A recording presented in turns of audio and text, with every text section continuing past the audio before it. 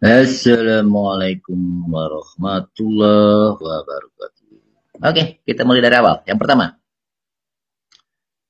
untuk budidaya padi, ya, dari pengalaman ayah selama ini ya, hampir 16 tahun ayah berkecimpung main di padi, mulai dari Aceh sampai Papua. Ya. Yang pertama, tetap kuncinya Pak, normalkan dulu keadaan lahannya atau sawahnya atau tegalannya. Oke?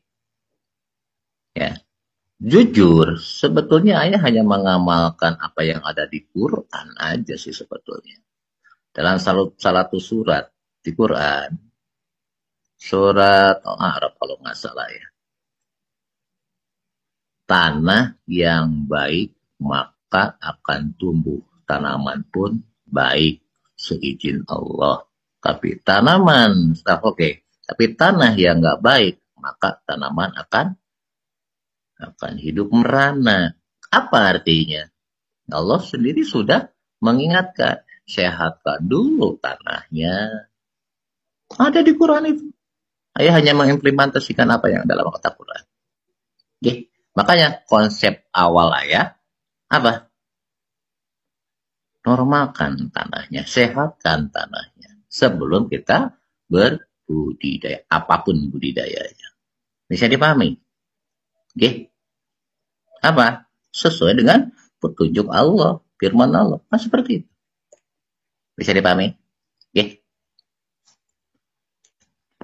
Oke, lanjut. Nah, gimana cara menetralkan atau menyehatkan tanah tersebut? Yang pertama, kita berharap agar calon penyakit entah yang disebabkan oleh mikroba, bakteri, fungi, atau jamur, atau yang lain-lain, maka ayah masukkan biohayati.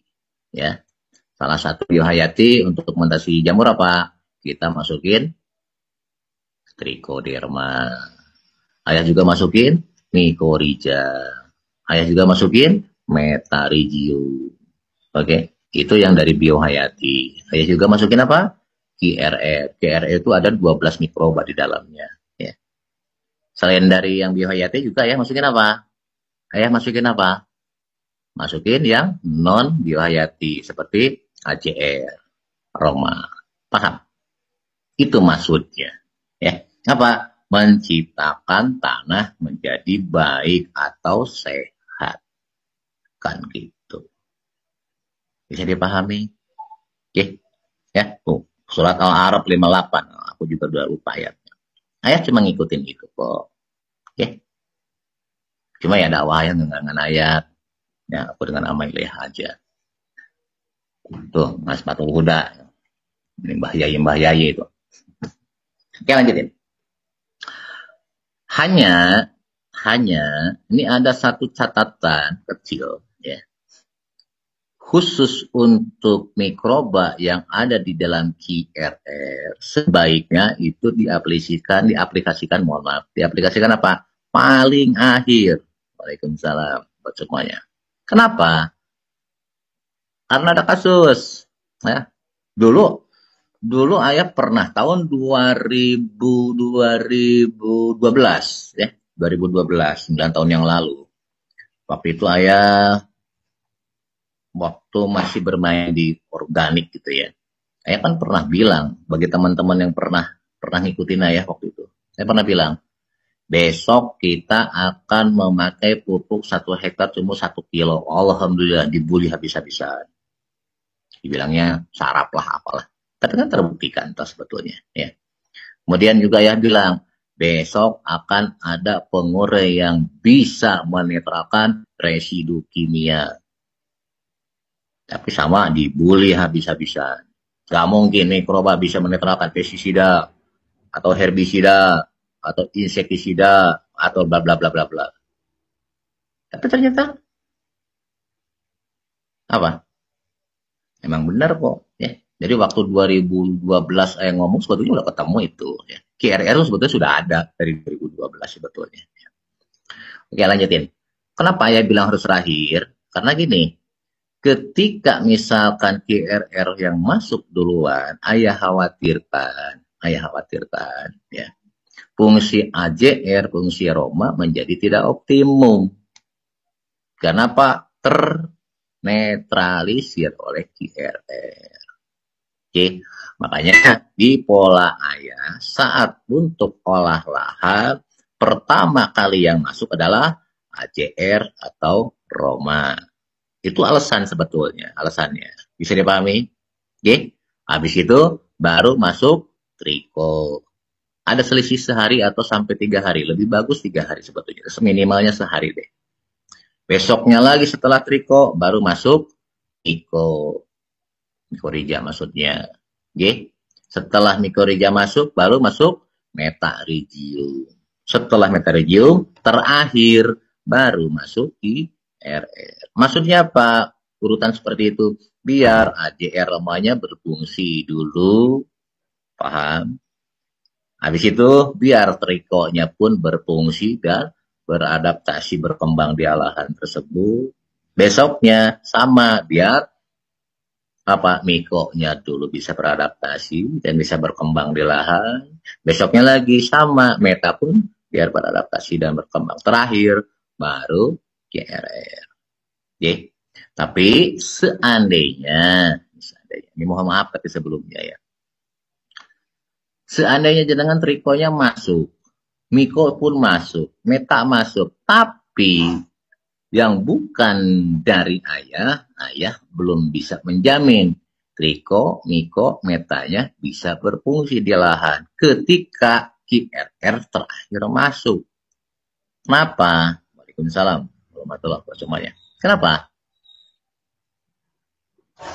Karena nilai angka toksik, angka kuman ya, di QRR itu bisa mengalahkan yang lain seperti triko, miko, meta. Ketika trikonya, metanya, mikonya tidak selevel dengan GRR. Ini harus dipahami.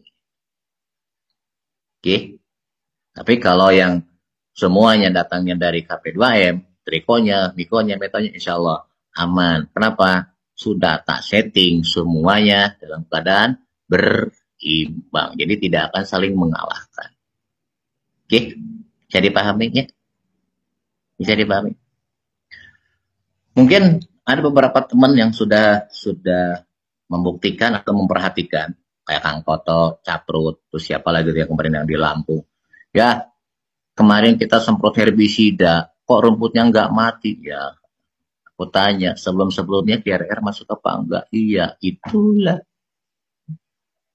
Silakan, tanyain dah ke Bang Toto Caprut, terus siapa lagi tuh ya, banyak loh yang sudah tidak komen-komen kayak.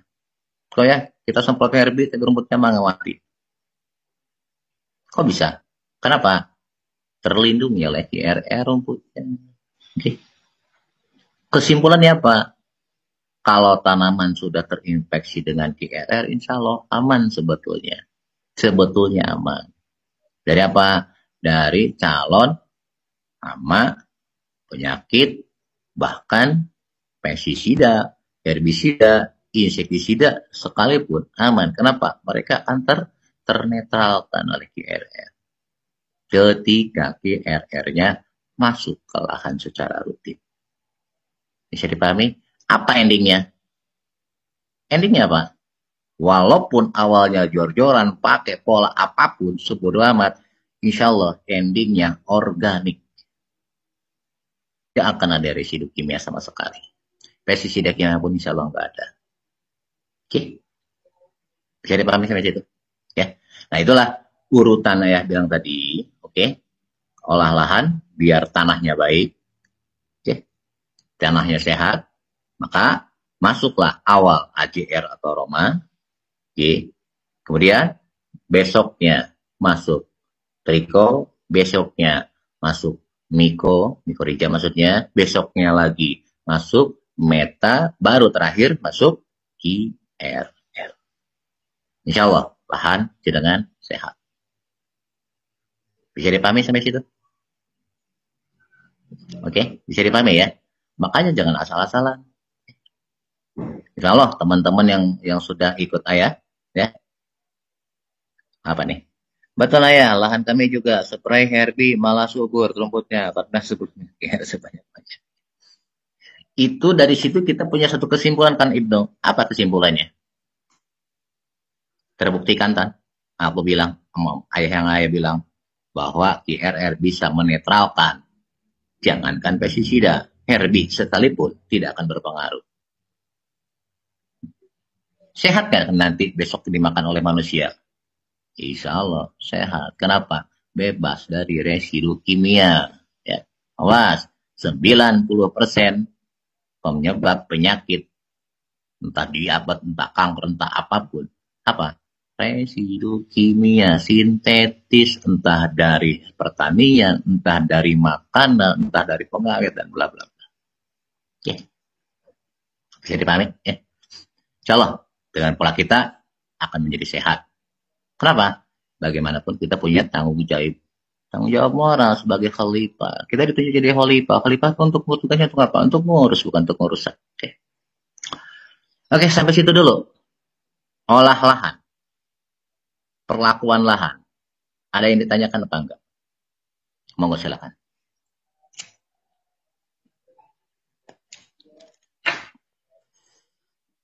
Ada yang ditanyakan enggak? Sebelum saya lanjut ke pembenihan. Monggo silakan. Jadi ini bukan hanya untuk padi. Mau nanam apapun olah lahan sama seperti itu. Ya. Dengan harapan, dengan izin Allah tentunya, dengan izin Tuhan, apa? Tanah kita, lahan kita menjadi sehat.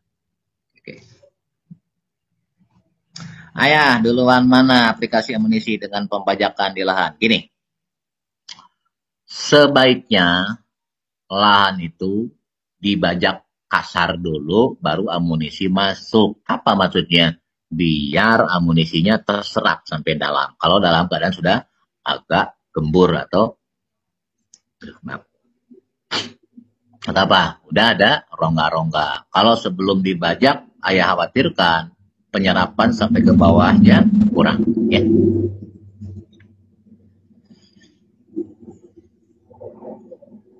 Bentar. Pelan-pelan dong. Ini jadi kecepatan. Ya ketinggalan ini pertanyaannya. Oke, ukuran liternya berarti harus sama ya yang dikasih ke lahan. Triko, Miko, Meta, GRR. Ya, dengan sendirinya ya. Saran ayah, untuk lahan pertama kali dengan pola kita, setiap amunisi, misal nih, Roma, AJR, Triko, Miko, Meta, GRR, saran ayah untuk 1 hektar itu masuk 1000 liter. Ya, dari yang pengembangan tentunya. Ya.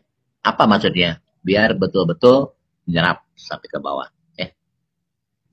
Kalau sistem tanpa olah lahan, gimana ya? Ayah sama aja lah. Sama aja.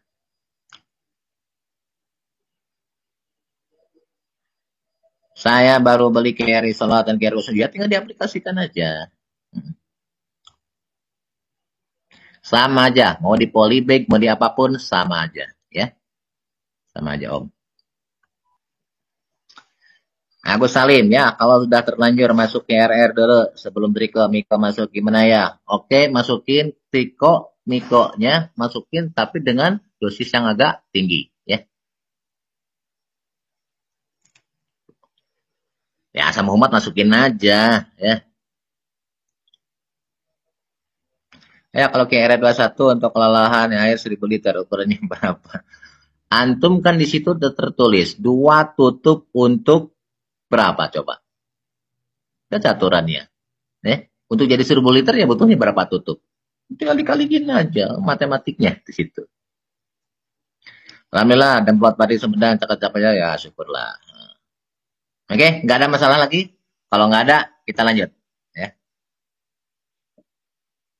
Ketika olah lahan, terus besoknya kena banjir, gimana ya? Ulangi. Ya. Lembah. Ini kita olah lahan, habis itu kena banjir. Ya. Pertanyaannya gini. Dari mulai saat masuk amunisi ke banjir berapa lama? ya kan? Kalau seandainya setelah kita olah lahan, banjirnya 3-4 hari kemudian itu udah aman, no problem. Oke, tapi kalau seandainya kita lagi olah lahan nih, baru selesai olah lahan langsung kebanjiran, nah itu baru diulangi. Tapi kalau misalkan sudah 2-3 hari, apalagi seminggu 2 minggu, no problem. Kenapa? Mikrobanya sudah masuk di lahan, di tanah, sudah berkembang sendiri, diam di situ. Insya aman. Ya. Olah lahan bagus kering atau berair ya? Kalau berair itu dalam arti gini, kalau digenangi, ya, nanti kan nggak menyerap dong ke tanahnya lama, ya. Sebaiknya dalam keadaan biasa aja standar, ya, bukan direndam, ya. Olah jangan direndam. Masukin amunisi. Jadi sekali lagi, masuk amunisi itu tanahnya nggak lagi direndam air. Kalau direndam air nanti awalnya khawatir kan nggak masuk ke tanah malah udah keluar nanti. Ya, dalam keadaan macak-macak lah. Ya. Oke, paham ya?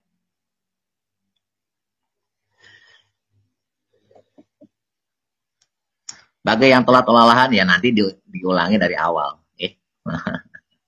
Udah kita lanjutin pembenihan, nanti nggak nyampe waktunya.